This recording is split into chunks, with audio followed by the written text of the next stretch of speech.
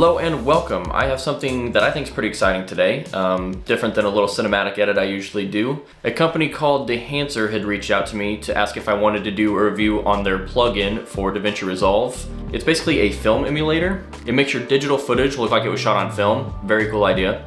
I've heard some really good things about it, been watching some reviews here and there, and yeah, I figured I'd give it a shot. Dehancer also makes a plugin for Final Cut Pro and Adobe Premiere. I just personally use Davinci Resolve, so that's what I'll be editing in today.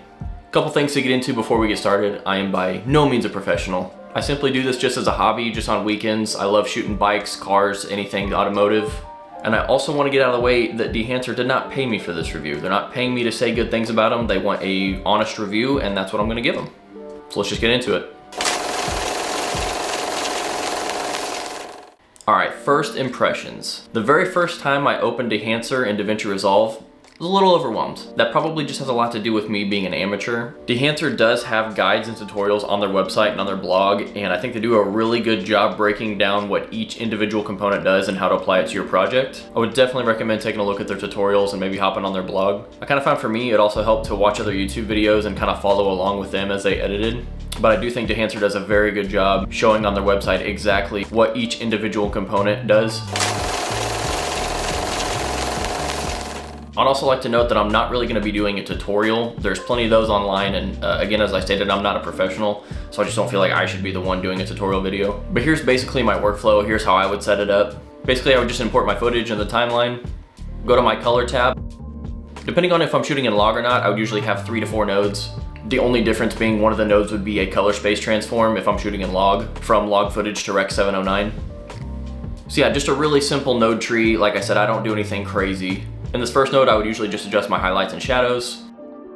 Second node, if it was in Cine D, I would just do a LUT right here. If it was log, I would just do a color space transform and then just put that LUT in the third node.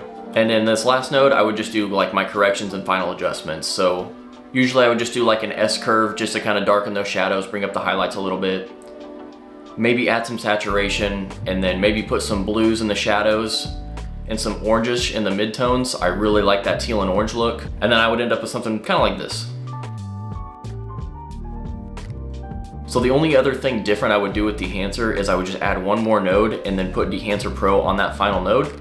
It's very easy to overdo it. It's easy to just crank everything up to 11 and get something that doesn't really look that appealing. But that's one of the things I love about it. You can pick and choose what elements of Dehancer you want to use, and you can also dial up or down the intensity. Then after some tweaking and editing, you can get something like this.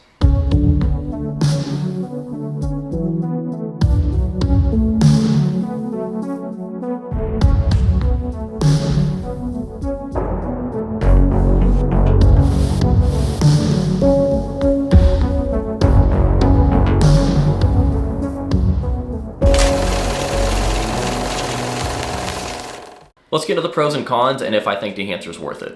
So the first pro I would say is I think Dehancer does exactly what it set out to do. It truly does make your digital footage look like it was shot on film. You can tell that the team spent a lot of time researching and developing actual film, and the end result is something that's honestly pretty incredible. I also love that you can just pick and choose what aspects of Dehancer you want to use. So let's say, for example, you just want to use film grain or just halation, you can do those. You can pick and choose each element that you want to throw on your footage. Another huge pro is that Dehancer is not paying people for the reviews. I really wish more companies would do this and just reach out to get people's honest, genuine responses and reactions. It shows that they genuinely care about their product and they want to improve it the best they can.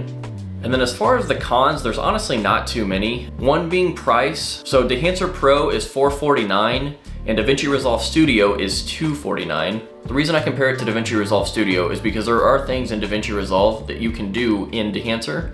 You have things like film grain, halation, bloom. You can do those all in Davinci Resolve. Having said that, I think Dehancer does a much better job and it honestly looks a lot more natural. And really the only other con I could say is it's pretty taxing on your computer. Things like halation and bloom definitely slowed down my computer quite a bit. Now having said that, I am on a PC that's a few years old, so maybe you'll have different results, but it is definitely something to note. Now, do I think Dehancer Pro is worth it? And honestly, that's kind of a loaded question. It really depends on your situation. If you just do this as a hobby like I do, I would say maybe just get Davinci Resolve Studio. You can still get a pretty good film look using Davinci Resolve Studio. But if you're an amateur filmmaker or working for a big studio, or if you just want the best quality film emulation, I would say absolutely get it. I would say hands down 100% it's the best I've seen. I personally am gonna continue to use Dehancer. I'm actually pretty excited to use it on some shoots I got coming up. I'm excited to keep messing with it, keep playing with it, and see what I can get out of it. If you do wanna purchase Dehancer for yourself, you can use code BRADPACK at checkout to save 10%. So yeah, I hope you learned something, and I hope that clears up if Dehancer Pro is right for you. Thanks for watching, and I'll catch you in the next one.